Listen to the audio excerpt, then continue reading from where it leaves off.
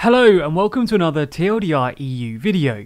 With Brexit negotiations appearing to hit a brick wall, we thought we'd take a step back and look at the EU's negotiations past, present and future, specifically looking at where the negotiations have failed in the past, where they've succeeded and where things are ongoing, all the while analysing what the EU wants.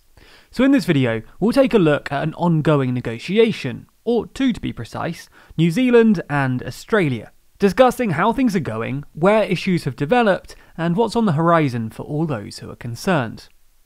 We've already made two videos in this series on the EU's deals, and this third one takes us to the end of our original plan for the series. However, we'd like to know if you want more. If you do want this series to continue, then be sure to like this video and comment down below the countries and deals that you'd like to see discussed.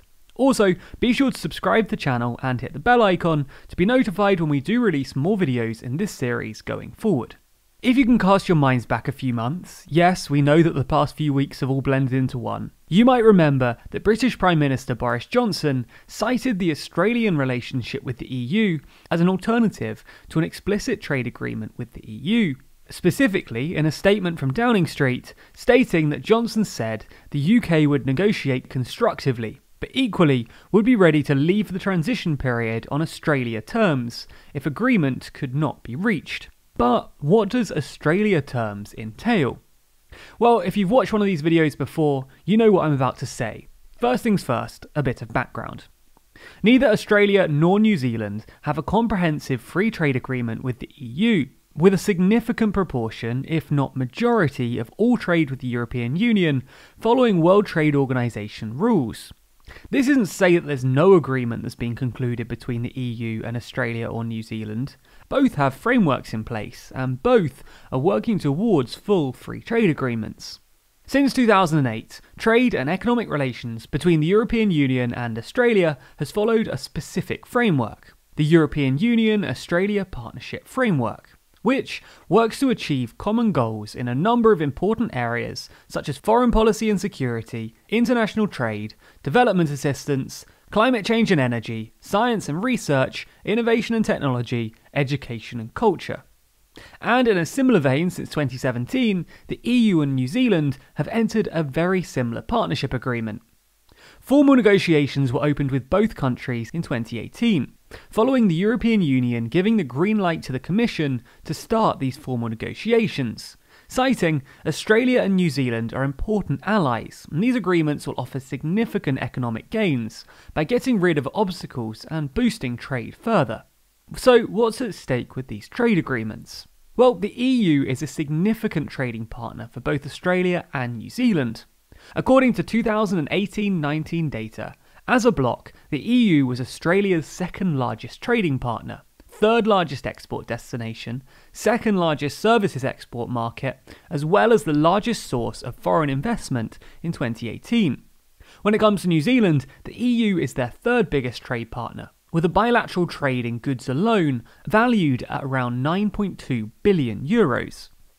In justifying their negotiations with the EU, Australia affirms that Australia and the European Union are natural partners, with a shared commitment to the rule of law, global norms, and free and open markets.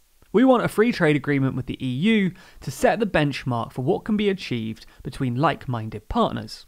New Zealand stresses in almost identical language that it is one of only 6 WTO members without a trade agreement with the EU, either concluded or currently under negotiation, and that they are seeking an agreement which sets a global benchmark on social and environmental priorities like climate change, gender equality, indigenous rights, labour standards, and sustainable and inclusive economic growth. Impact assessments that are being conducted by the European Union show that major efforts to eliminate tariff and non-tariff barriers, as well as liberalising trade, would lead to a net benefit for all. The EU projections have two main scenarios when it comes to a free trade agreement: a conservative scenario and an increased liberalisation scenario. Under the conservative scenario, Australia and New Zealand would undergo full liberalisation of tariffs for all products, i.e. full tariff elimination, while the EU would undergo the same liberalisation of tariffs on industrial products and most agricultural products, apart from selected so-called sensitive products. rice, cereal, sugar, fruit and vegetables, ruminary meat and dairy. On the non-tariff barrier front, there would be no change by either party.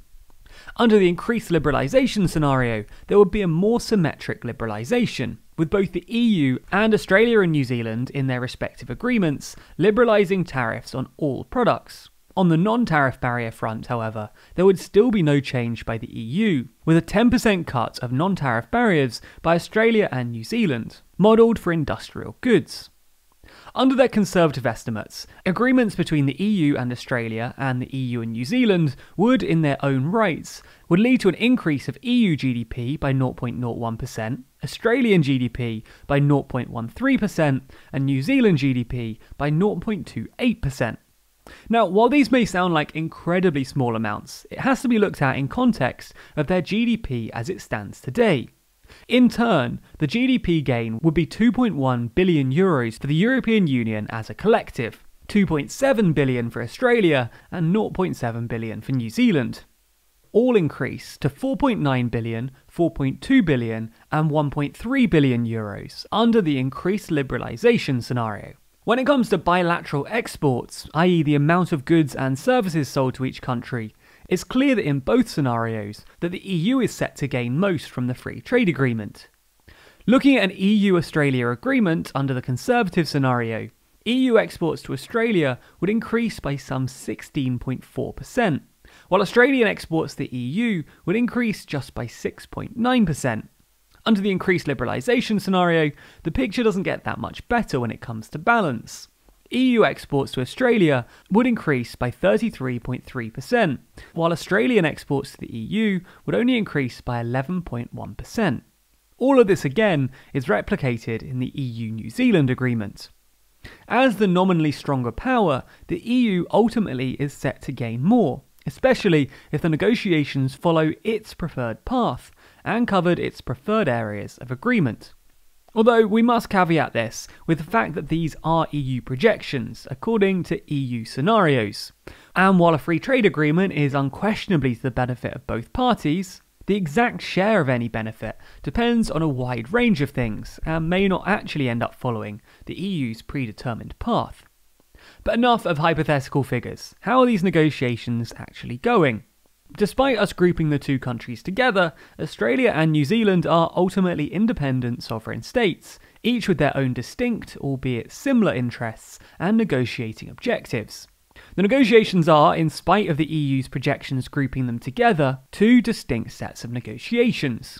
Australia's most recent round of negotiations with the EU concluded back in May, and reflected both Australia and the EU's determination to continue to make progress in the negotiations even during this difficult time, with the report saying that there had been a continuous constructive discussion tone throughout, with agreed provisions on remanufactured goods, and continued discussion on non-tariff barriers. Although Cecilia Malmström, former EU Trade Commissioner, has warned that there is a problem politically to get agreements ratified, with countries like the Netherlands having big problems with their national parliaments. New Zealand's negotiations with the EU are making some degree of progress, with the 8th round of negotiations concluding on the 23rd of June 2020, with New Zealand's summary at pains to stress that solid progress was made during this round. That's not to say there aren't flare points though. The very first summary points out that the EU's first offer on agricultural market access for certain dairy and meat products does not yet provide us with a platform to conclude negotiations. The offer would continue to disadvantage New Zealand compared to our competitors from such countries as Chile, Canada, and elsewhere. A sentiment replicated again when it comes to intellectual property. As recently as the beginning of June, Trade Minister David Parker was critical of the negotiations, saying that this latest offer by the European Union reflects agricultural protectionism in the EU. It's a very negative signal, especially at a time when we're working together in the World Trade Organization and elsewhere, encouraging countries not to be protectionist and ensure trade can flow freely between us. An issue facing Australia and New Zealand is ultimately a change in the political leadership in the Commission. A brand new president and trade commissioner could cause negotiations to take an otherwise unnecessary turn in order to ensure that new leadership can put their own stamp on trade policy. Neither Australia or New Zealand are ultimately putting all of their eggs in one basket. As we've covered over on our UK channel, both countries are in the process of a post-Brexit trade negotiation with the United Kingdom, leading to a potential conflict of which will conclude first, and which they will concede more to. While the EU offers an unquestionably larger market to sell goods to and develop political links with, a deal with the United Kingdom could be the first major step to the realisation of Kanzuk. Asked directly whether a UK or EU trade agreement was a higher priority for Australia, Minister for Trade, Tourism and Investment Simon Birmingham said, "I don't have any favoured children in that regard. I want to love them both equally." What do you think though? Should Australia and New Zealand put all of their efforts into an EU trade deal? And is the EU asking for too much? And do you think that there are issues that just cannot be resolved? And more importantly, which EU trade agreement should we cover next? Let us know your thoughts in the comments below. And be sure to subscribe to the channel and hit the bell icon to be notified every time we release a new video. You can also find more from us across all social networks simply by searching for TLDR News. Special thanks to our Patreon backers who make videos like this one possible. And if you want to see your name listed at the end of videos just like these people, then you can back us on Patreon. There's a link to that in the description.